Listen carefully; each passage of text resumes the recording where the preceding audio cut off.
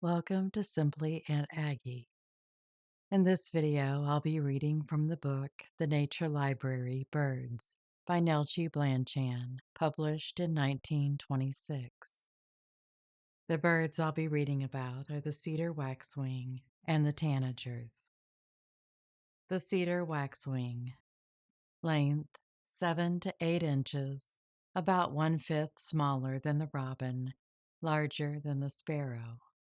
Male, upper parts rich grayish brown, with plum-colored tints showing through the brown on crest, throat, breast, wings, and tail. A velvety black line on the forehead runs through the eye and back of crest. Chin black. Crest conspicuous, breast lighter than the back, and shading into yellow underneath. Wings have quill shafts of secondaries elongated and with brilliant vermilion tips, like drops of sealing wax, rarely seen on tail quills, which have yellow bands across the end. Female, with duller plumage, smaller crest, and narrower tail band. Range, North America from northern British provinces to Central America in winter. Migrations, a roving resident without fixed seasons for migrating. So few birds wear their head feathers crested that it is a simple matter to name them by their topknots alone, even if one did not see the gray plumage of the little tufted titmouse, the dusky hue of the crested flycatcher, the blue of the jay and the kingfisher, the red of the cardinal, and the richly shaded grayish-brown of the cedar waxwing, which is perhaps the most familiar of them all. His neat and well-groomed plumage is fine and very silky, almost dove-like in coloring, and although there are no gaudy features about it, few birds are so exquisitely dressed. The pointed crest, which rises and falls to express every passing emotion, and the velvety black chin, forehead, and line running apparently through the eye, give distinction to the head. The tail has a narrow yellow band across its end, and on the wings are the small red spots, like sealing wax, that are responsible for the bird's queer name. It is difficult to think of a single bird when one usually sees a flock. Sociable to a degree, the waxwings rove about a neighborhood in scattered companies, large and small, to feed on the cedar or juniper berries, chokeberries, dogwood, and woodbine berries, elder, haw, and other small wild fruits on which they feed very greedily, then move on to some other place where their favorite fruit abounds. Happily, they care very little about our cultivated fruit and rarely touch it. A good way to invite many kinds of birds to visit one's neighborhood is to plant plenty of berry-bearing trees and shrubs. The birds themselves plant most of the wild ones by dropping the undigested seeds far and wide. How could the seeds of many species be distributed over thousands of miles of land without their help?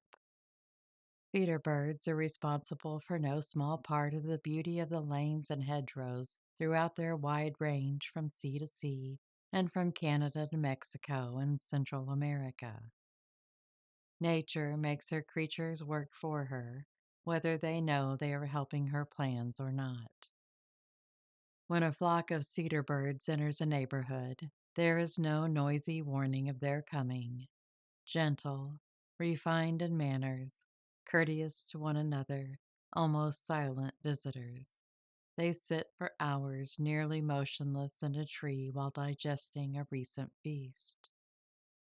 An occasional bird may shift his position, then politely settling himself again without disturbing the rest of the company, remain quiet as before. Lisping, tweet, tweet, zee call notes, like a hushed, whispered whistle, are the only sounds the visitors make. How different from a roving flock of screaming, boisterous blue jays.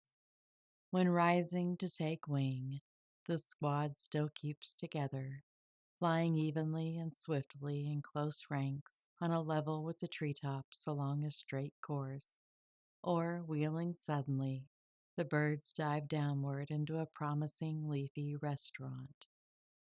Enormous numbers of insects are consumed by a flock. The elm beetle, which destroys the beauty, if not the life, of some of our finest shade trees, would be exterminated if there were cedar birds enough. One flock within a week rid a New England village of this pest that had eaten the leaves of the double row of elms which had been the glory of its broad main street for more than 100 years.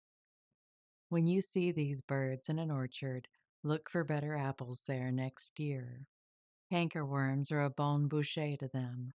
So are grubs and caterpillars, especially cutworms.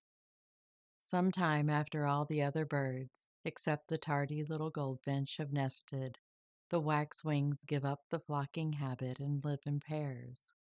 Toward the end of June, when many birds are rearing the second brood, a couple begin to carry grass, shreds of bark, twine, vine roots, catkins, moss, or rags, any or all of these building materials, to some tree, usually a fruit tree or a cedar, which is ever their favorite. And then, let it be observed, what is not always the case with humans, the bird's manners at home are even better than when moving in society abroad. The devoted male brings dainties to his brooding mate and helps her feed the family. The scarlet tanager. Length 7 to 7.5 inches, about 1/4 smaller than the robin. Male in spring plumage, brilliant scarlet with black wings and tail. Under wing coverts grayish white. In autumn, similar to female. Female, olive above, wings and tail dark, lightly margined with olive, underneath greenish yellow. Range, North America to northern Canada boundaries, and southward in winter to South America. Migrations, May, October, summer resident. The gorgeous coloring of the scarlet tanager has been its snare and destruction. The densest evergreens could not altogether hide this blazing target for the sportsman's gun, too often fired at the instigation of city milliners. Fine feathers make fine birds, and cruel, silly women, the adage might be adapted for latter-day use. This rarely beautiful tanager, thanks to them, is now only an infrequent flash of beauty in our countryside. Instinct leads it to be the cherry of its charms, and whereas it used to be one of the commonest of bird neighbors, it is now shy and solitary, a frequenter of woodlands. An ideal resort for it is a grove of oak or swamp maple near a stream or pond where it can bathe. High in the treetops he perches, all unsuspected by the visitor passing through the woods below, until a burst of rich, sweet, mellow melody directs the field glasses suddenly upward. There we detect him caroling loudly and cheerfully, an apparition of beauty. Because of their similar coloring, the black-winged scarlet tanager and the all-red crested cardinal are sometimes confounded. But an instant's comparison of the two birds shows nothing in common except red feathers, and even those of quite different shades. The inconspicuous olive green and yellow of the female tanager's plumage is another striking instance of nature's protective coloration. For if our bright-colored birds have become shockingly few under existing conditions, would any at all remain were the females prominent, like the males, as they brood upon the nest?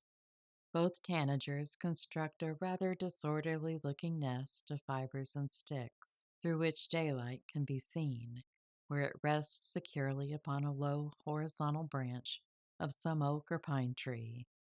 But as soon as 3 or 4 bluish-green eggs have been laid in the cradle, off goes the male, wearing his telltale coat to a distant tree.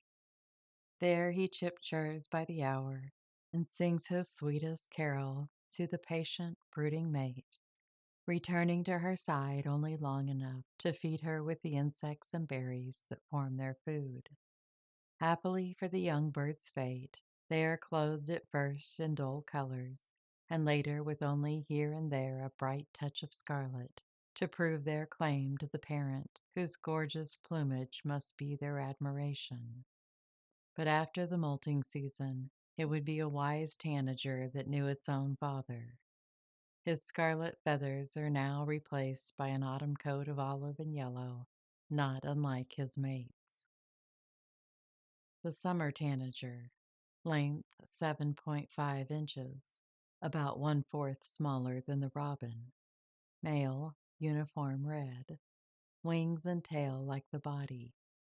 Female, upper parts yellowish olive green, underneath inclining to yellow. Range, tropical portions of two Americas and eastern United States. Most common in southern states. Rare north of Pennsylvania. Winters in the tropics. Migrations in southern states, April, October. Irregular migrant north of the Carolinas. 30 years ago, it is recorded that so far north as New Jersey, the summer redbird was quite as common as any of the thrushes. In the southern states, it is still one of the most familiar birds in the orange groves, orchards, and woods, especially open woods of pine and oak. It, too, is a smooth-headed redbird, but fire red all over, without a black feather on him, whereby he may be readily distinguished from the black-winged scarlet tanager. Of the 350 species of tanagers in the tropics, only 2 think it worthwhile to visit the eastern United States, and one of these adventurous ones, the scarlet tanager, frequently suffers because he starts too early. If all should suddenly decide to come north some spring and spend the summer, our woods would be filled with some of the most brilliant and gorgeous birds in the world.